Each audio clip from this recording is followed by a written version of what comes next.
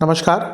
ग्रहों की गोचरीय स्थिति पर रेगुलर वीडियो पाने के लिए साप्ताहिक राशिफल, मासिक राशिफल, त्रैमासिक राशिफल और ग्रहों के बाकी गोचर पर भी रेगुलर अपडेट्स पाने के लिए, जिसके हिसाब से आप अपने जीवन में थोड़ी गाइडेंस प्राप्त कर सकें, इसके लिए मेरे चैनल को अवश्य सब्सक्राइब करें। जिन लोगों ने सब्सक्राइब कर रखा है वो ऑल ये जो नोटिफिकेशन सेटिंग होती है इसको क्लिक करें, क्योंकि कभी कभी कुछ लोग बोलते हैं उनको नोटिफिकेशन नहीं मिलती। आशा करता हूँ चैनल को सब्सक्राइब करेंगे और रेगुलर वीडियोस अवश्य आप देखेंगे। नमस्कार। ओम गणेशाय नमः। ओम नमः शिवाय। मैं निखिल ज्योतिषाचार्य आप सभी का मेरे चैनल पर पुनः स्वागत करता हूँ। आशा करता हूँ कि आप सभी स्वस्थ होंगे। महादेव की कृपा आप सभी पर सदैव बनी रहे। ये वीडियो मिथुन यानी कि जमिनाई के लिए बहुत विशेष है, क्योंकि वीडियो है अप्रैल मई जून 2026 के त्रैमासिक राशिफल के बारे में। कैसा रहेगा अप्रैल मई जून 2026 ये 3 महीने का कालखंड। मेरे चैनल पर विस्तृत रूप से मासिक राशिफल आते हैं, साप्ताहिक राशिफल तो हर हफ्ते ही आते हैं, जिसमें मैं चंद्रमा की गति पर आधारित विवेचन करता हूँ। मासिक राशिफल एरिया स्पेसिफिक होता है कि करियर, बिजनेस आदि में, लव लाइफ, मैरिड लाइफ, और बाकी भी यथासंभव ग्रहों के गोचरीय वीडियोज आते ही हैं। लेकिन इन सब में से जो त्रैमासिक राशिफल होता है एक विशेष ही स्थान ग्रहण करता है, क्योंकि यह वह वीडियो है जिसमें मैं 90 दिनों में आने वाले जो ये कालखंड होता है उसमें ग्रहों के गोचरीय स्थिति पर एक विवेचन करता हूँ। और वह लोग जो समझते हैं कि राशिफल गाइडेंस के लिए बहुत उपयोगी होते हैं, ज्योतिष गाइडेंस के लिए बहुत उपयोगी होती है, उनके लिए विशेष होते हैं, क्योंकि इसमें अलग अलग अवस्थाएं जो बनती है ग्रहों की 90 दिन में उस पर मैं चर्चा करता हूँ। और यकीन मानिए जो कालखंड है 90 दिन का, इसमें बहुत कुछ बदल रहा है। अप्रैल के महीने में ही शनि और मंगल की युति हो जाएगी, सूर्य उच्च के हो जाएंगे। मई के महीने में भी बहुत अलग अलग संभावनाएं बनेंगी, अलग अलग ग्रहों की युतियाँ बनेंगी। और जून तक आते आते देवगुरु बृहस्पति उच्च के हो जाएंगे। मई में एक बार बृहस्पति शुक्र की युति बनेगी और जून में भी एक बार बृहस्पति शुक्र की युति बनेगी, जो यूजुअली साल में 2 बार नहीं होता। लेकिन जून का महीना जाते जाते बुध जब वक्री होंगे, जो आपके लग्नेश भी हैं, थोड़ा झटका भी देकर जा सकता है। तो यही विवेचना करेंगे इस वीडियो में कि क्या संभावनाएं बनती हैं इस 90 दिनों में। यदि आपकी लग्न राशि या चंद्र राशि मिथुन है, दोनों ही देख सकते हैं गाइडेंस के लिए। जहाँ से सूट और रिलेट ज़्यादा करता है वहाँ से देखिए। व्यक्तिगत तौर पे मेरा मानना है लग्न से देखेंगे तो अच्छा है। इनकेस नहीं पता है तो चंद्र राशि से भी इसको देख सकते हैं। शुरू करते हैं अप्रैल के महीने के साथ। सर्वप्रथम ये महीना ऐसा है जहाँ पे पूरे महीने लग्न में बृहस्पति रहेंगे, और ये जो बृहस्पति हैं उच्च अभिलाषी हैं, अपनी उच्च की राशि में जाने के लिए एकदम तत्पर हैं। तो ये जाते जाते आपके लग्न से आपको बहुत अच्छी कोई रिजल्ट देकर जा सकते हैं। करियर के भाव के स्वामी है, सप्तम के स्वामी है। प्रमोशंस, करियर में बदलाव, इवन बिजनेस में कोई बहुत बड़ी अपॉर्चुनिटी देवगुरु बृहस्पति अप्रैल के महीने में आपको दे सकते हैं। इसकी संभावनाएं बहुत ज़्यादा है।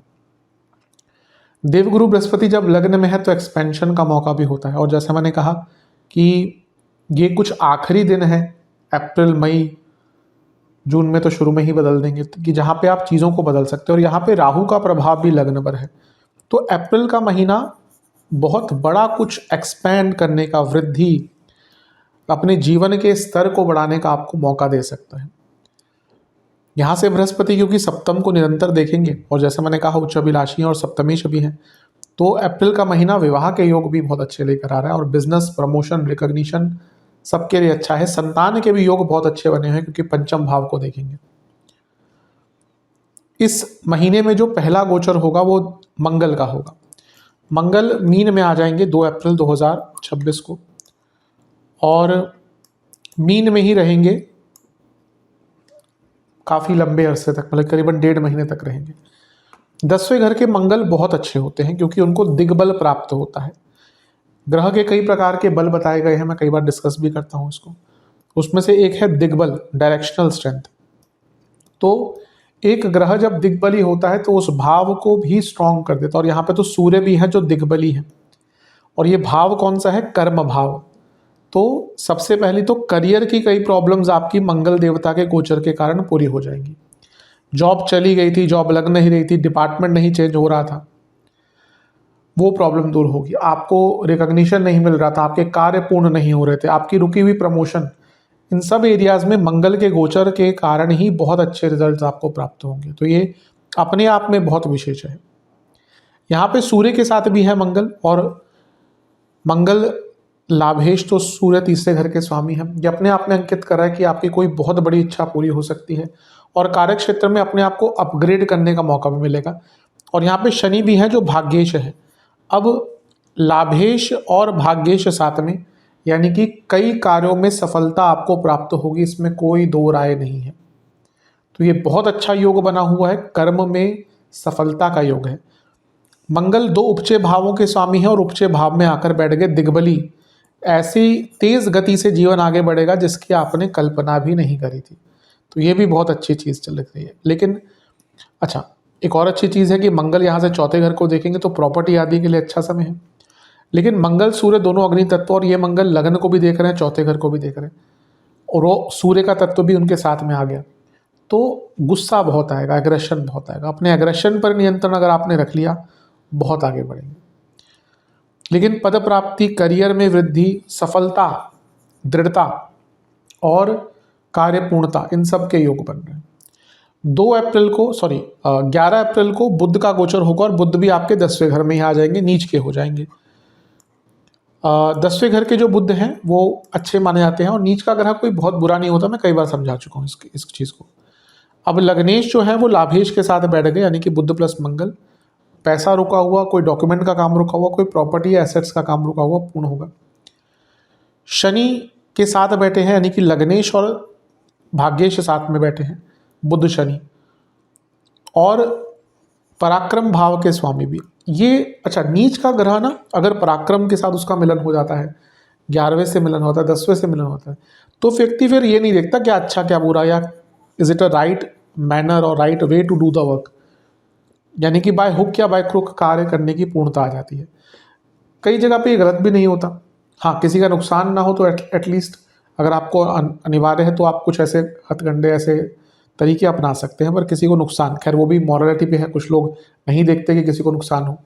लेकिन जैसे मैंने कहा, बाय हुक या बाय क्रुक अपने कार्यों को पूर्ण करने का मौका बहुत अच्छा है।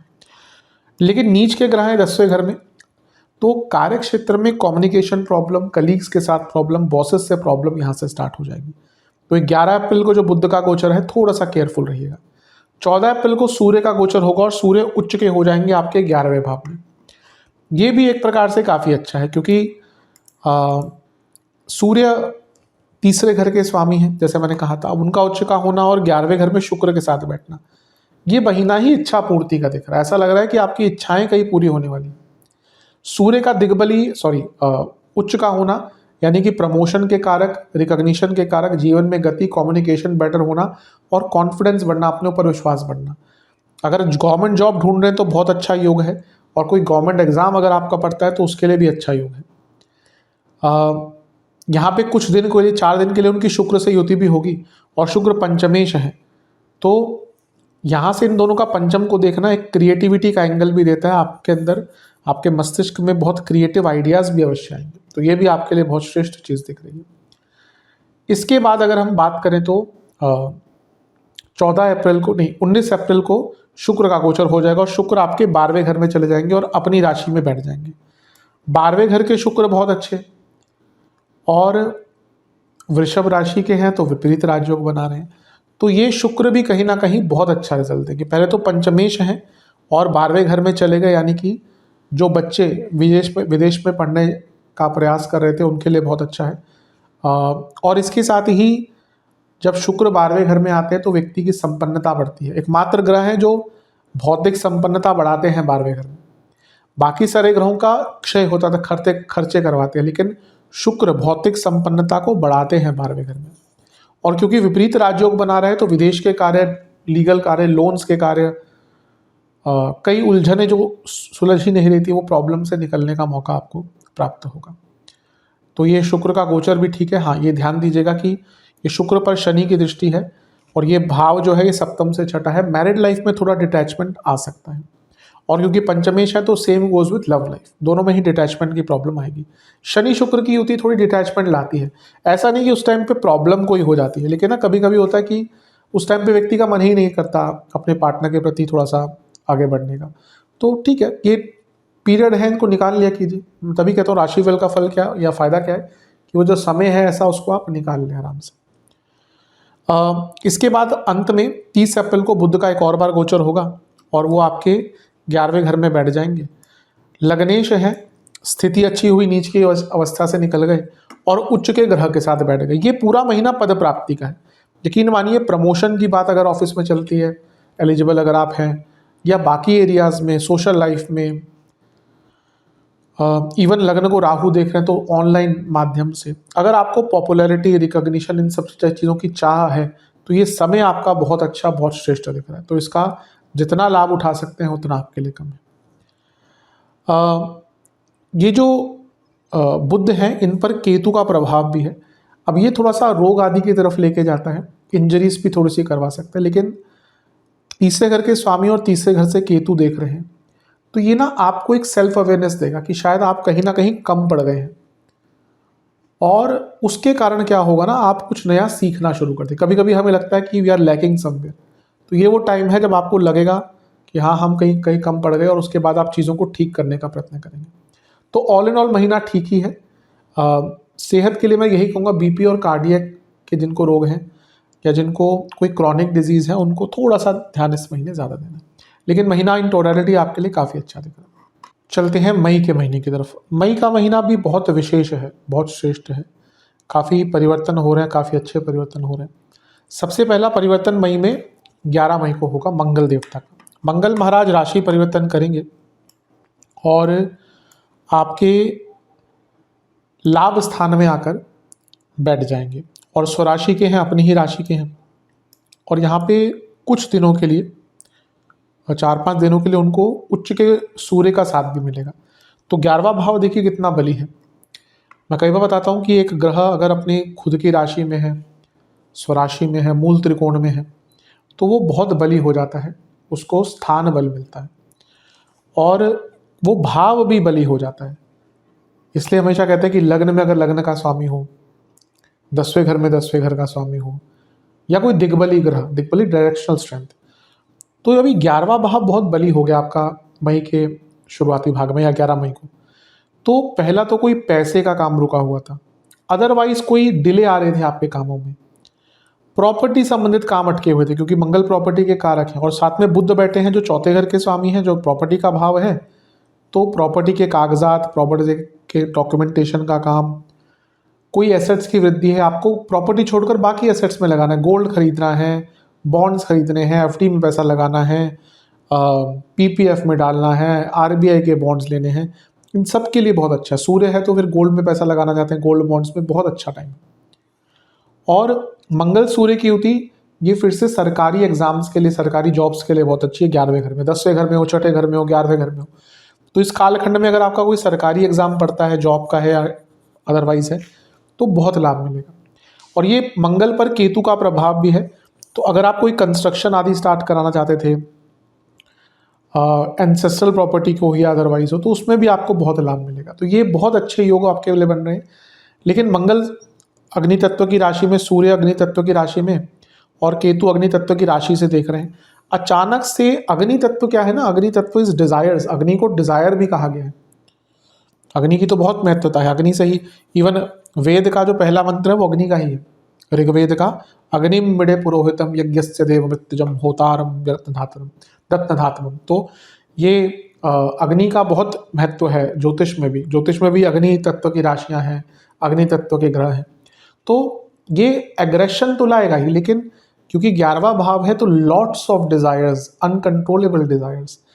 एंड 11th हाउस यानी कि लालच, गलत जगह पर पैसा लगाना, अचानक से पैसे प्राप्ति की इच्छा में कुछ गलत कर जाना, तो ये सारी चीज़ें बहुत तंग कर सकती हैं। तो आई थिंक थोड़ा सा इन एरियाज़ पर ध्यान देंगे तो आपके लिए अच्छा रहेगा। लेकिन भौतिक रूप से अगर थोड़ा सा संयम युक्त अगर आप आगे बढ़े तो बहुत लाभ मिलेगा। हाँ, ये सारे ग्रह पंचम को देखना, अगर आप गर्भवती महिला हैं इस टाइम पे बहुत ध्यान दें। आपके बच्चे टीनेज एज में हैं तो उनसे संबंध बनाकर रखें, क्योंकि यहाँ पे टीनेज जो है थोड़े से यंग हो, तो क्योंकि मंगल का तत्व है, तो मंगल और बुध का तत्व है, तो यंग बुध है तो टीनेज, मंगल है तो थोड़े से यंगस्टर्स, तो इसमें मतभेद हो सकते हैं। और संतान की सेहत के लिए भी मंगल का 11वें घर में आना अच्छा नहीं होता, क्योंकि पंचम पर देखते हैं और चोट आदि लग सकती है बच्चे को। इसके बाद 14 मई को शुक्र का गोचर होगा और वो मिथुन में आकर बैठ जाएंगे, यानी कि आपके लग्न में आ जाएंगे। शुक्र का लग्न में आना बहुत अच्छा, मतलब कि दो ग्रह जो लग्न में, इनमें से एक भी अगर आपकी कुंडली में भी हो जाए ना, अपने आप को लकी समझिए भौतिक रूप से। मैं शायद बाकी स्वरूप से नहीं कहूँगा। लग्न में अगर गुरु है, पैसा होगा, विजडम होगी, दूसरों की पावर्स, दूसरों की प्रॉब्लम सॉल्व कर पाएंगे, दूसरों को सलाह दे पाएंगे। पर उस व्यक्ति को अपने आप को ही खुद नहीं समझ पाता, क्योंकि उसके जीवन में खुद में बहुत प्रॉब्लम चल रही होती है। वो जो दूसरों को सलाह देता है, कहीं ना कहीं वो पहले कई चीज़ों से गुजर के आ चुका होता है, बहुत अपने परिवार का बोझ उठाता है, बहुत यंग एज से काम करना शुरू कर देता है। वैसे ही शुक्र, ऐसे लोगों को बहुत अट्रैक्शन मिलती है, लेकिन एक जो सच्चा प्यार होता है, सच्चा कि हाँ कोई विदाउट कंडीशन प्यार करे, वो बहुत कम मिलता है। आकर्षण तो बहुत लोगों को होता है, लेकिन भौतिक रूप से गुरु शुक्र का होना लग्न में बहुत अच्छा है। कई कुंडली के दोष खत्म होते हैं। अब यहाँ पे गुरु आपके केंद्रों के स्वामी हैं, सप्तम और 10वें के। शुक्र 12वें घर के स्वामी है, तो करियर या बिजनेस में बदलाव का मौका मिलेगा। पंचमेश सप्तमेश साथ में बैठे हैं तो विवाह का योग, और स्पेशली जो लोग लव लाइफ से मैरिड लाइफ की तरफ जाना चाहते थे। और शुभता, मतलब कि दो नैसर्गिक शुभ ग्रह साथ में। बाय चांस ये हो रहा है कि इस साल ये 2 बार युति बना रहे हैं। यूजुअली एक साल में 1 बार होती है इनकी युति, लेकिन अभी क्योंकि गुरु का राशि वर्तन हो जाएगा, फिर शुक्र का भी हो जाएगा, तो साल में 2 बार है। तो ये एक एक्सटेंडेड पीरियड आपको मिल रहा है, जहाँ पे आपको धन का लाभ, भौतिक जीवन में लाभ, बिजनेस, करियर, हर चीज़ में लाभ देखने को मिलेगा। विदेश की यात्रा हो, कोई लोन आपको चाहिए, कोई गुप्त धन की आपका काम होता है, तो इन सब में लाभ मिलेगा। बस 2 शुभ ग्रह जब लगन में आते हैं ना, व्यक्ति बहुत ज़्यादा गिविंग हो जाता है, वो दूसरों की मदद करना लग जाता है। ये थोड़ा सा नेचर भी होता है। अगर आपके लगन में शुभ ग्रह ज़्यादा हैं, आप देखिए आपका गिविंग नेचर होगा, आप लोगों की मदद करेंगे। वहीं पे अगर क्रूअल ज़्यादा ग्रह है, मंगल है, राहु है, खैर मंगल भी बहुत ज़्यादा व्यक्ति हेल्प करता है, लेकिन फिर उसको पता चल जाता है कि भाई कहाँ रुकना है, या फिर एक बार धोखा खा के वो थोड़ा सा समझ जाता है। अगर केवल शुभ ग्रह ही बैठे हैं तो व्यक्ति को बहुत आराम से मूर्ख बनाया जाता है। तो यहाँ पे किसी का इतने काम मत आ जाइएगा कि वो आपको मूर्ख ही बना दे। दोनों का प्रभाव सप्तम पर है, और गुरु और केतु का प्रभाव भी है। अगर आप अपनी मैरिड लाइफ की प्रॉब्लम्स को थोड़ा बहुत सुलझाना चाहते हैं, मैं ये नहीं कहता कि एकदम सुलझ जाएंगी, शनि भी देख रहे हैं, थोड़ा बहुत सुलझाना चाहते हैं कि चलो भाई थोड़ी बहुत चीज़ें ठीक हो जाए, ये एक मौका अवश्य आपको प्राप्त होगा। दोनों का सप्तम पर प्रभाव, रिकॉग्निशन, बिजनेस स्टार्ट करना है, बिजनेस में वृद्धि करनी है, सबके लिए बहुत अच्छा है। तो ये तो आपके लिए बहुत श्रेष्ठ एक युति बन रही है। 15 मई को बुध का गोचर होगा, और वो बुध का नहीं, सूर्य का भी होगा। दोनों ही साथ में जाकर आपके 12वें घर में बैठ जाएंगे। अब सूर्य जो है वो तीसरे घर के स्वामी है, बुध लग्नेश है, तो ये यात्राओं का योग दिखाता है। विदेश की यात्रा हो, धार्मिक यात्रा हो। और चौथे घर के स्वामी और चौथे से 12वें के स्वामी दोनों ही लग्न से 12वें बैठे हैं। प्रॉपर्टी बेचनी है, विदेश में प्रॉपर्टी लेनी है, विदेश का इमिग्रेशन, वीज़ा, PR आदि का काम स्टार्ट करना है, बहुत अच्छा टाइम है। तो इसका भी जितना लाभ उठा सकते हैं उतना अच्छा है। इन दोनों पर शनि का प्रभाव रहेगा जो अष्टमेश है। अगर आप कोई करियर में बदलाव, रोल में बदलाव लाना चाहते थे अपने करियर में, या इवन अगर आप अपने घर में कुछ बदलाव करना चाहते हैं, कोई नया फ्लोर बनाना चाहते हैं, उसके लिए भी योग बहुत अच्छा है। और अंततः 29 मई को बुध का गोचर होगा फिर से, और वो लग्न में ही आते कि आपके लिए तो ये बहुत ही विशेष है। लेकिन 3 शुभ ग्रह लग्न में, बुध को हमेशा कंडीशनल मैलेफिक या बेनिफिक कहा जाता है। शुक्र और गुरु नैसर्गिक है, बुध कंडीशनल है, परिस्थिति के अनुसार। अगर वो शुभ ग्रहों के साथ बैठते हैं तो शुभता बढ़ती है। बुध चंचल ग्रह है, तो वो जैसे एक के साथ बैठे हैं, अगर वो राहु के साथ बैठे तो राहु की तरह बनने की कोशिश करते हैं, अगर वो शुक्र के साथ है तो शुक्र की तरह बनने की कोशिश करते हैं। तो अब वो, ये तो बहुत डीप सब्जेक्ट हो गया, लेकिन ये मानिए कि 3 शुभ ग्रह आपके लग्न में। मिथुन के लिए तो ये सोने पर सुहागा है। अब कोइंसिडेंटली आपके सारे लग्नों के स्वामी यहीं पर हैं। गुरु आपके सप्तम 10वें के, और बुध आपके लग्न और चौथे के, और इनके साथ पंचम का स्वामी है। हर एरिया में, love life, married life, business, career, construction, property, अगर आपको अपनी प्रॉब्लम्स को सॉल्व करना है, इससे अच्छा मौका नहीं मिलेगा। और 12वें घर के स्वामी भी यहीं पे, तो अपने ऊपर खर्च करने का भी मौका मिलेगा। तो ये जाते जाते तो जो 3 ग्रहों की युति हुई है आपके लिए बहुत ज़्यादा श्रेष्ठ दिख रही है। रिकॉग्निशन हो, बैलेंस हो और अपने लाइफस्टाइल को इम्प्रूव करना हो, अपने आप को इम्प्रूव करना हो, हर चीज़ में लाभान्वित होने वाले। तो ये मई का महीना बहुत अच्छा है। सेहत के हिसाब से मैं कहूँगा जिनको डायबिटीज़ है, जिनको स्किन डिसऑर्डर्स है, लिवर और गॉल ब्लैडर की दिक्कत है, उनके लिए महीना थोड़ा कष्टकारी ज़्यादा होगा। अपने खाने पीने पर थोड़ा सा इस महीने नियंत्रण रखें, स्पेशली जिनका वेट गेन बहुत जल्दी हो जाता है, उनको पता ही नहीं चलेगा कि उनको लगा कि भैया चलो 2 दिन छुट्टी पे गए, 1-1.5 किलो बढ़ेगा, स्केल पे जाके देखेंगे तो 7 किलो बढ़ा होगा। ऐसा कई लोगों के साथ होता है, तो थोड़ा सा ध्यान दीजिएगा। चलते हैं जून के महीने की तरफ। जून का महीना अगर देखा जाए तो काफ़ी श्रेष्ठ दिख रहा है, क्योंकि इसमें एक बहुत बड़ा परिवर्तन होने वाला है। कह सकते हैं कि इस वर्ष का सबसे बड़ा परिवर्तन देवगुरु बृहस्पति। देवगुरु बृहस्पति आपके दूसरे घर में उच्च के हो जाएंगे और ये 2 जून को ही होगा। वैसे तो अक्टूबर 31 अक्टूबर तक हैं, फिर थोड़ा टाइम तक आगे चले जाएंगे, फिर वापस आ जाएंगे, लेकिन मूलतः मान सकते हैं कि 1 साल के लिए आपके धन स्थान में ही रहेंगे। ये अपने आप में बहुत विशिष्ट और बहुत बड़ा टॉपिक है, तो इस पे मैं अवश्य एक वीडियो बनाऊंगा ही। हमेशा ही देवगुरु बृहस्पति पर तो एक मेरी अलग से वीडियो आती ही है। यहाँ पे उच्च के हो रहे हैं, और जैसे मैंने थोड़ी देर पहले कहा है, ग्रह जब स्थान बली होता है, उच्च का होता है, तो उसको बल बहुत प्राप्त होता है, तो वो भाव भी बली हो जाता है। तो यहाँ से दिख रहा है कि आपके आर्थिक संकट दूर होने शुरू हो जाएंगे। जॉब नहीं लग रही थी, जॉब चेंज नहीं हो रही थी, बिजनेस में चीज़ें नहीं बढ़ रही थी, फाइनेंशियल ट्रबल्स, लोन चल रहे थे, पैसा फंसा हुआ था, बहुत ऐसी प्रॉब्लम्स आपकी दूर होना शुरू हो जाएंगी। और ये लग्न से दूसरा भाव है, यानी कि आपको अपने आप को बेटर करने का मौका, अपनी ही वृद्धि करने का मौका यहाँ पर प्राप्त होगा। तो ये भी एक प्रकार से बहुत श्रेष्ठ चीज़ आपके लिए दिख रही है, बहुत विशेष योग है ये। यहाँ पे अगर देखें तो काफ़ी टाइम तक मंगल का प्रभाव गुरु पर रहेगा, क्योंकि मंगल 22 जून को राशि परिवर्तन करेंगे। तो क्योंकि मंगल की चौथी दृष्टि है, और तो ये आपको ना बहुत कुछ बिल्ड करने का मौका मिलेगा। लॉन्ग टर्म सक्सेस, वो बिजनेस में हो, करियर में हो, सेल्फ डेवलपमेंट में हो, बहुत लाभ। कुटुंब में पैसा आएगा, घर में वृद्धि हो सकती है, घर में किसी की संतान हो जाए, घर में किसी की शादी हो जाए। ये विशेषता होती है दूसरे घर के बृहस्पति की। कभी कभी वो घर में किसी की वृद्धि करवा देते हैं, जीव कारक है ना, तो कोई जीव की वृद्धि घर में, आपका नहीं, में भी आपके भाई है, उनका कोई संतान हो जाए, आपके भाई की शादी हो जाए, तो कोई आपके घर में एक महिला सदस्य बढ़ जाए, तो इस प्रकार की चीज़ें भी होने की संभावना थोड़ी दिखती है। और ओवरऑल जैसा मैंने कहा ना कि एक ग्रोथ आपको मिलेगी, जो फाइनेंशियल लेवल पर भी होगी और अदरवाइज भी। यहाँ से बृहस्पति क्योंकि अष्टम को देख रहे हैं, ये आपके ज्ञान की वृद्धि, आपके अध्यात्म की वृद्धि, साधनाओं की वृद्धि भी करवाएंगे। जैसा मैंने कहा, ये बहुत बड़ा टॉपिक है, मैं इस पर अलग से वीडियो बनाऊंगा। इसके बाद शुक्र की युति होगी। अभी जैसे मैंने थोड़ी देर पहले कहा था, गुरु शुक्र की युति साल में 1 बार ही होती है, लेकिन यहाँ पे 2 बार हो रही है। ऐसे कारण है क्योंकि गुरु अभी राशि बदले हैं, तो शुक्र भी फिर साथ में एक और बार उनकी युति हो गई, और ये आपके लिए बहुत ही अच्छा है। आपके सारे केंद्रों के जो 2 केंद्रों के स्वामी हैं, यानी कि सप्तमेश और दशमेश, वो ऑलरेडी उच्च के हैं और शुक्र के साथ आ गए। और शुक्र क्या है, वो आपके लक्ष्मी भाव के स्वामी। तो करियर, बिजनेस में धन वृद्धि, घर में लग्जरीज, घर में महंगी वस्तुएं, महंगी गाड़ियां, महंगे लग्जरी आइटम्स, घर में लोग पैसा कमाएंगे और जीवन में खुशहाली बढ़ेगी, प्रसन्नता बढ़ेगी। तो ये बहुत श्रेष्ठ आपके लिए दिख रहा है। इसके बाद 15 जून को राशि परिवर्तन होगा, और वो होगा सूर्य का। और सूर्य जो है वो आपके लग्न में जाकर बैठ जाएंगे, यानी कि मिथुन में।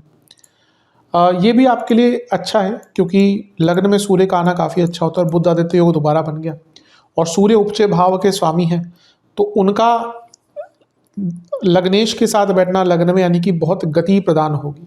अचानक से जीवन में गति आपके बढ़ना शुरू हो जाएगी। और इन पर राहु का प्रभाव, खैर राहु का सूर्य पर प्रभाव बहुत अच्छा नहीं होता, लेकिन क्योंकि सूर्य तीसरे घर के स्वामी है, राहु भाग्य स्थान से देख रहे हैं, तो एक प्रकार का इनडायरेक्ट भाग्य पराक्रम योग हो गया। और बुध साथ में है, कुछ रिस्क लेने हैं, कुछ अलग करना है, मे बी कुछ थोड़ा सा चैलेंजिंग करना है, जिसमें आपको लगता है कि भाई कुछ अगर बात बन गई तो बहुत आगे, नहीं तो थोड़ा नुकसान भी हो सकता है। रिस्क तो वही होता है, और क्या होता है रिस्क।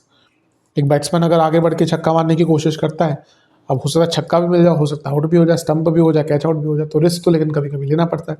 तो ये ऐसा टाइम है जब आपको रिस्क अगर आपको लेना है, आप उसी ऐसी जगह पे अपने जीवन में जहाँ पे आपको लगता है कि भाई कुछ बदलाव लाने हैं, तो वो रिस्क ले सकते हैं। यात्राओं के बहुत योग बनेंगे और पद प्राप्ति का योग है, प्रमोशन, गवर्नमेंट जॉब का बहुत अच्छा योग है। इसके बाद मंगल का गोचर होगा और वो वृषभ में आकर बैठ जाएंगे, विपरीत राजयोग बनाएंगे, क्योंकि छठे घर के स्वामी आठवें घर में है। पहला तो लाभेश 12वें घर में चले गए, यानी कि विदेश संबंधित कुछ करते हैं आप तो बहुत लाभ मिलेगा। प्रॉपर्टी बेचना चाहते हैं, विदेश में प्रॉपर्टी लेना चाहते हैं, छठे घर के स्वामी मंगल 12वें घर में, और यहाँ से छठे घर को कोई प्रॉपर्टी की लीगल कार्रवाई चल रही है, कोई केस फंसा हुआ, आपका रेरा में फंसा हुआ है, कंज्यूमर कोर्ट में फंसा हुआ है, तो उनमें भी चीज़ें आपकी आगे बढ़ सकती हैं। और अदरवाइज भी कोई आपका लीगल केस चल रहा है तो उसमें चीज़ें अगर आपकी दशा ठीक है तो आपके फेवर में भी जा सकती हैं। ये मंगल पर शनि का इम्पैक्ट भी होगा और ये अपने आप में बदलाव की तरफ लेके जाता है। मंगल आपके भाग्येश हैं तो शनि आपके भाग्येश हैं तो मंगल छठे घर के स्वामी हैं। ये दिखा रहा है कि व्यक्ति के अंदर अपने इतनी दृढ़ता रहती है, संकल्प शक्ति रहती है कि वो बहुत आगे अपने कर्मों के द्वारा पहुंचता है। बस 12वां घर के मंगल है तो मंगल दोष स्टार्ट हो गया, और यहाँ पे मंगल दोष स्टार्ट होता है तो करीबन 120 दिन के लिए चलता है, क्योंकि पहले फिर 12वें घर में लग्न में और फिर दूसरे घर में, सब तीनों भाव मंगल दोष के हैं। और यहाँ से वो सप्तम को देखेंगे तो, और शनि भी देख रहे हैं और केतु भी देख रहे हैं। मैरिड लाइफ में तो भूचाल आ जाएगा, ये मान के चलिए कि जून का महीना मैरिड लाइफ में एक भूचाल लेकर आएगा, जहाँ पे बहुत प्रॉब्लम्स हो सकती हैं, झगड़े, इवन क्योंकि शनि केतु का प्रभाव और मंगल छठे घर के स्वामी हैं जो लीगल सेपरेशन के लिए इंपॉर्टेंट होता है। सप्तम से 12वां भाव है, तो यहाँ पे लीगल सेपरेशन भी आपका हो सकता है, तो डाइवोर्स के केसेस बन रहे हैं। ऑब्वियसली सबके लिए नहीं होगा, ना ही होना चाहिए, जिनकी प्रॉब्लम्स ऑलरेडी बहुत बड़ी चल रही हैं, तो ये वो ब्रेकिंग पॉइंट होता है। कई लोग कहते हैं कि भाई गोचर प्रभाव नहीं डालता, गोचर ही तो रिजल्ट देता है।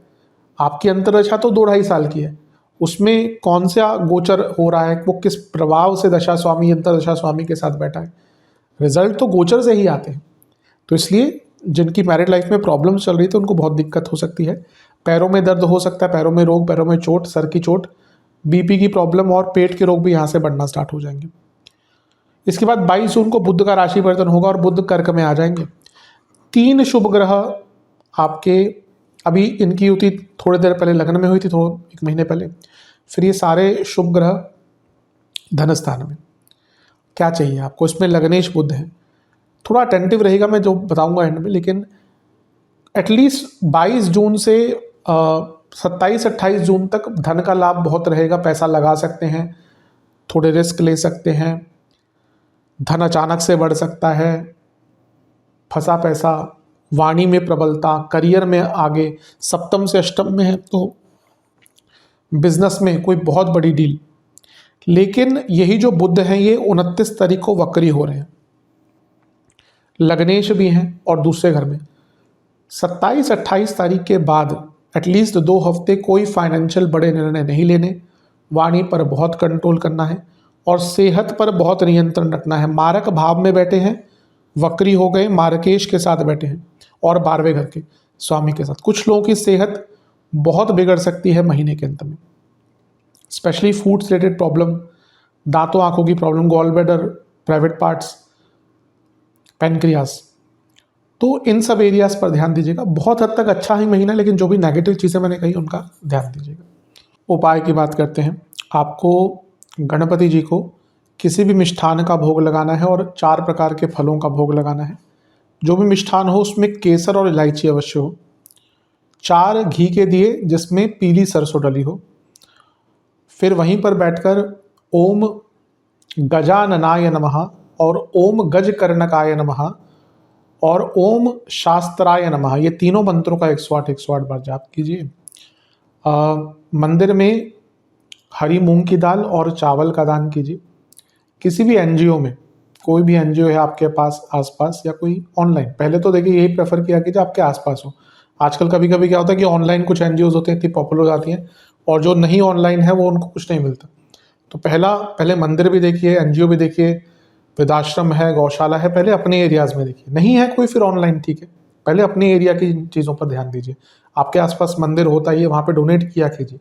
एक सनातनी होने के नाते अगर आपके एरिया में मंदिर है, ठीक है, अगर बहुत मंदिर है जहाँ से भी आपका कनेक्शन है वहाँ पे, लेकिन कुछ ना कुछ रेगुलर डोनेट किया कीजिए। तो किसी एनजीओ में कुछ भी खाने का सामान, धन आदि डोनेट करें।